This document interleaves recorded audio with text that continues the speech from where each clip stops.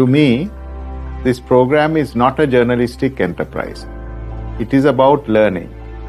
Learning from people who have reached the top of their fields about their vision, experience, aspirations, and passions. In all my fields of endeavor, be it business, public service, policy research, or the media, I ask myself 3 questions. Am I helping to make a difference? Am I doing the best I can? And am I enjoying myself? Take a seat, make yourself comfortable, and let's go. Today our program deals with a very complex area, and I thought we will start with a question from you. What is Sufism? Could you explain it in a simple way? I know it's a very complex question. Well, that's a very complex question, as you put it. Sufism is multifaceted, multilateral cultural phenomenon. But if I want to simplify things, I can say that it has a theoretical and a practical side. On the theoretical side, it looks like a metaphysical system, talking about God, talking about the human nature or the human spirit, talking about the world and its different phenomena in a very special language, usually based on a kind of mystical or religious experience. The basic idea here is Wahdat al-Wujud, or let's say pantheism.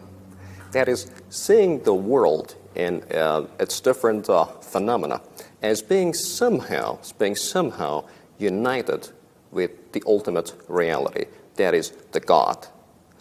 Well, that is a very, very simple explanation of the theoretical side, but on the practical side, we can say that Sufism is a kind of ascetic form of life, but an ascetic form of life mixed with passion. How did Sufism evolve? I mean, in a historical context? It sure has a historical context. It has started from a kind of, let's say, as I said before, a kind of ascetic life, but it turned out to be a little bit different throughout different centuries. For example, you can see that many Sufis have a special ritual called sama, in which they dance and they swirl. Maybe you have seen these swirling dervishes, you know. That's right, yes. That was not something that you would have found in early Sufism, but in the later stages of its development, it became a ritual, it became a common practice. So like any other cultural phenomena, it actually developed, and it had its own history. So we can say that it began as an ascetic form of life, but it developed into a very complex set of rituals, one of which, for example, is sama, the dance, which is very, anyone who looks at Sufism from outside sees this sama ritual as being representative of Sufism. Of course, Sufism has many other practical aspects, but this one perhaps stands out somehow. What I find fascinating about Sufism in many ways, in Sri Lanka, for example, Sufism is considered to be part of our own cultural fabric as well, especially among the Muslims. On the other side, internationally, Sufism is the West. There is an appeal as well. I know I read a lot of Rumi, always in translation. I have never had the privilege of understanding the full context of Rumi, because I think in translation something gets lost. I think Coleman Barks' translations are what I've been reading. But how does Sufism work that way? In one side, it's able to have this cultural context within Islam, and on the other side, even in the West, people are able to, non-Muslims are also able to appreciate Sufism. How does that happen? Well, I think that in the Western world, we have, let's say, different interpretive communities as well. So people look at Sufism from different perspectives or from different angles. Western scholars, for example, tend to look at the mystical union and the idea of mystical experience that we can find in Sufi texts. That is, Sufis tend to base their knowledge of God on some sort of direct experience. That experience is called, well, sometimes religious experience, sometimes mystical experience. The terms are actually interchangeable.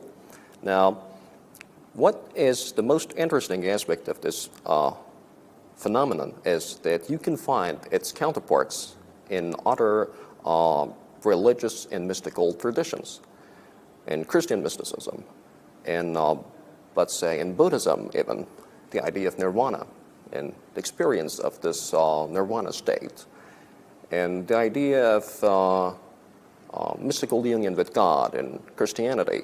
So these are, let's say, some common aspects. So is Sufism potentially a sort of a bridge? Because now as a Buddhist, I appreciate Rumi and Hafiz's poetry. It appears that even Christians appreciate it. Is it a bridge? It can be a bridge because, well, let's say that you talk about this mystical union. You can find its counterparts. For example, Sufis have this idea of fana, which literally means annihilation, or let's say annihilation in God. That is another term for describing this mystical state, which is called, fana, or sometimes they call it fana fillah, that is annihilation in God. And this very idea has some similarities with the idea of nirvana. I'm not going to say that they are the same, but, well, there are similarities. And the same thing applies to the idea of union with God in Christianity. They all can be compared. And let's not forget that we have a human nature. And this human nature has, let's say, different aspects throughout the history. And one aspect, perhaps, is the idea of this religious or mystical union, which we can find in Sufism, in Buddhism, and in Christianity, and in many other religious traditions.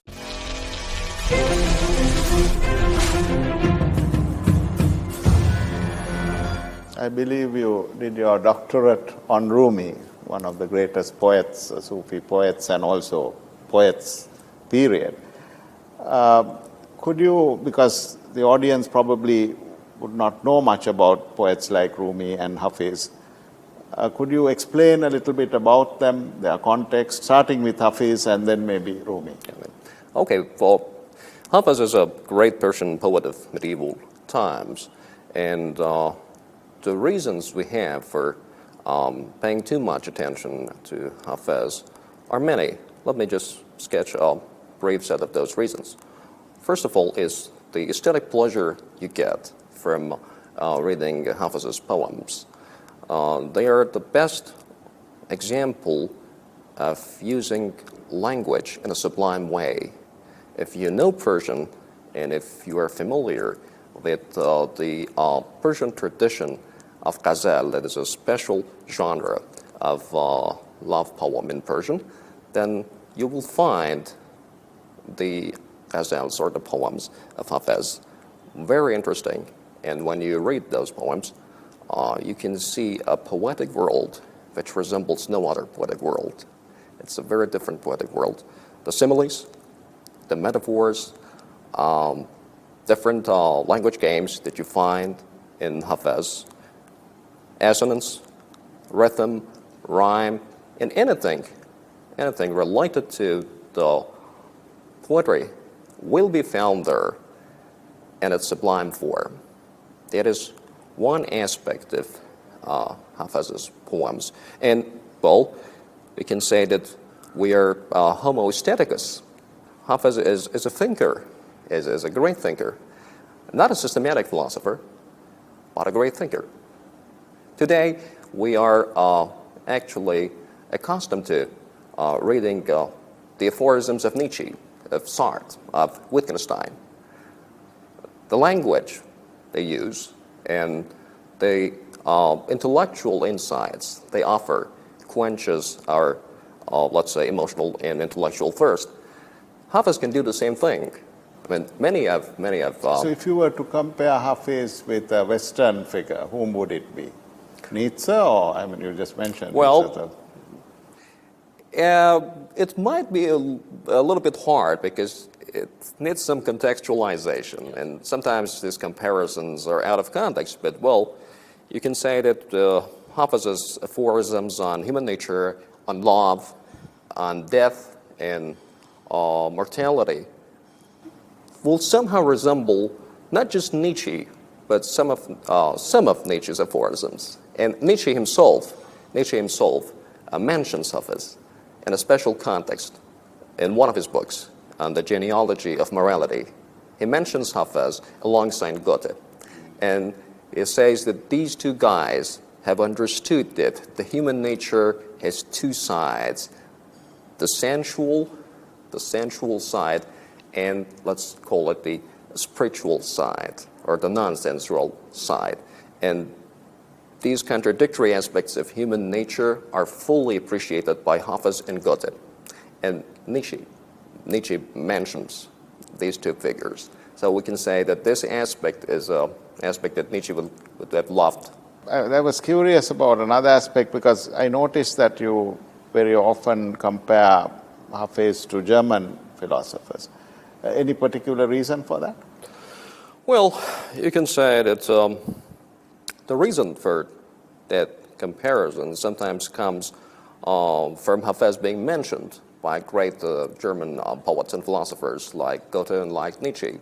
More so than others, is it? Yeah, but that's the point. I mean, and then you go and you read Nietzsche, you go and you read Goethe, and you find some intercultural similarities as well. Of course, those intercultural similarities need to be contextualized so that you cannot simply say what Nietzsche says is equivalent to what Hafiz says in a very simple form. It would be too reductive to do that and would not be academically acceptable, I think.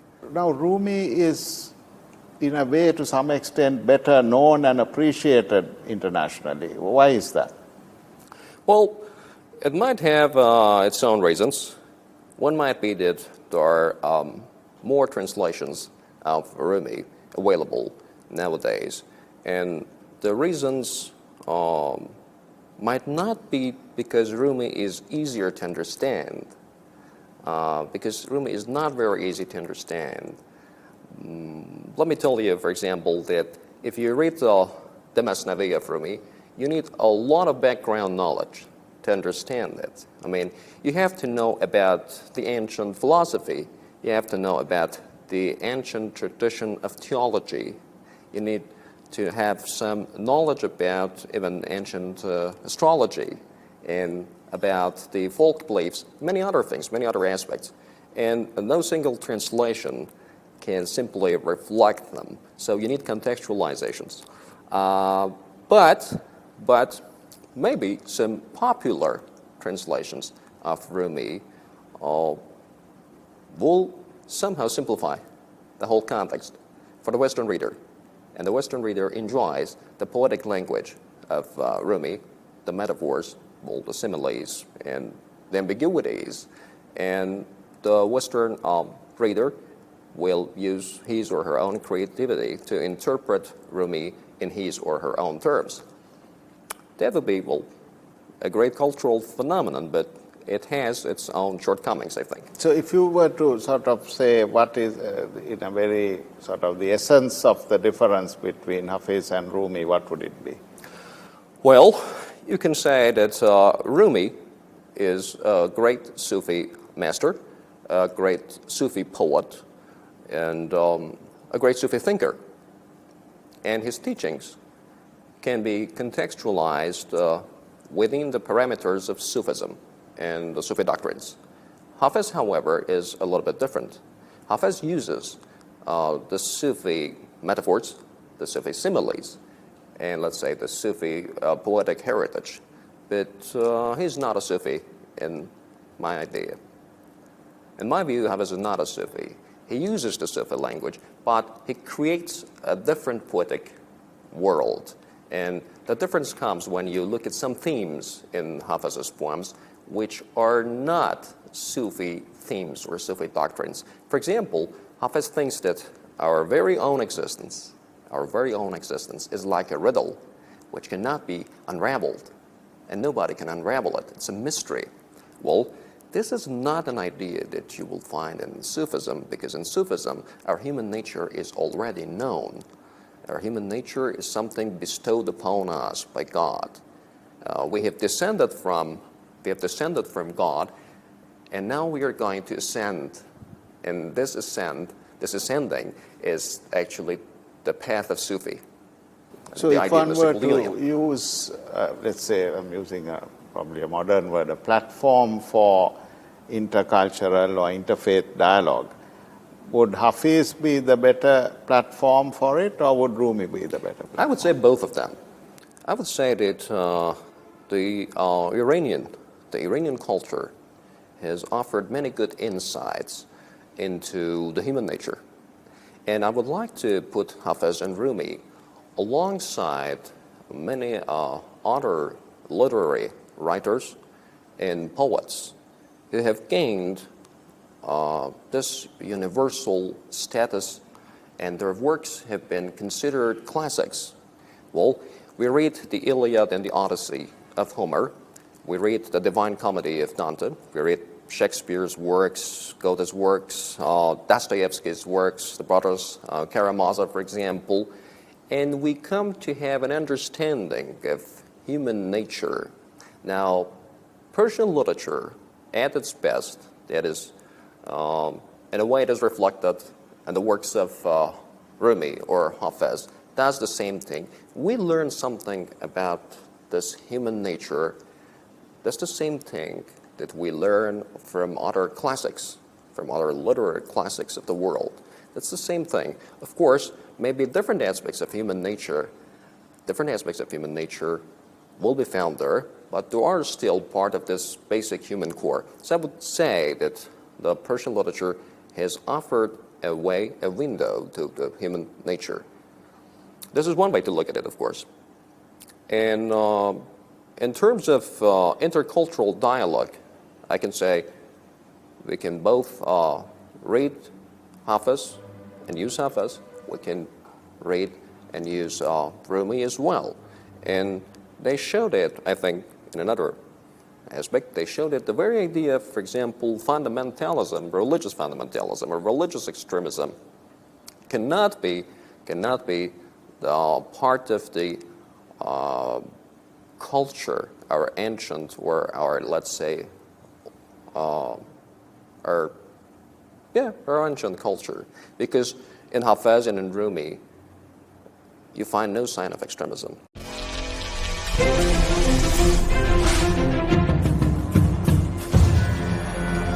This is very interesting because, as I mentioned at the outset also, Sri Lankan Muslims in Sri Lanka are heavily influenced by Sufism. Not only in Sri Lanka, I think in the South Asian subcontinent. And what you mentioned, that with Sufism and extremism, they really don't go together. This is something I also personally believe. Could you maybe elaborate a bit more on that from a philosophical point of view as well? Well, before saying or talking about this issue, saying anything about this issue, I have to say something, Well, Sufism, like any other cultural phenomenon, has its own dark sides and its bright sides. And Rumi as a Sufi might not be an exception. But on the bright side, and that's the important thing, Rumi and many other Sufis teach a sort of tolerance that can be very inspiring for different religious sects. The basic idea that Sufis allude to in this context is that God and the nature of God should and can be known on the basis of some sort of personal experience. That is a very important thing. And apart from all doctrinal ideas concerning the nature of God, apart from all different doctrinal ideas concerning the way God interacts with the world or with human beings, there is a very important aspect that you have to discover yourself. The way of that discovery is the personal experience. This gives Sufism a very special place in our culture and in the Islamic culture.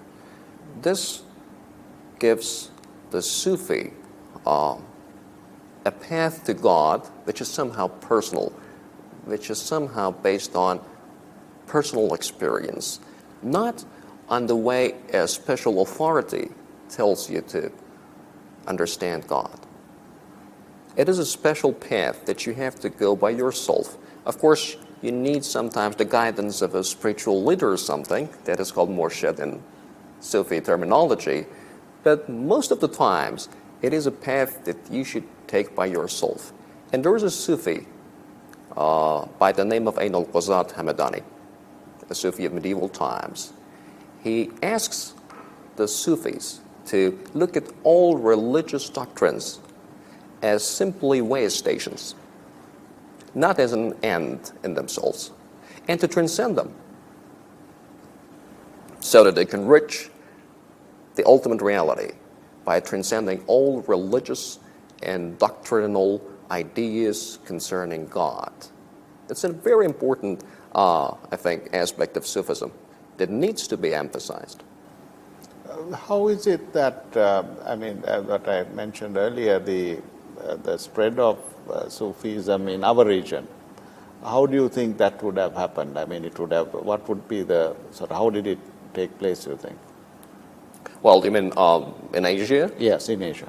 Well, I think that the interesting thing is that Sufism offers something in the context of, let's say, religious doctrines, which is very inspiring for people.